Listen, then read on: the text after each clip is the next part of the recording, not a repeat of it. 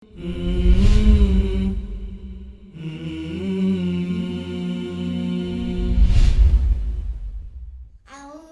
بالله من الشيطان الرجيم. بسم الله الرحمن الرحيم.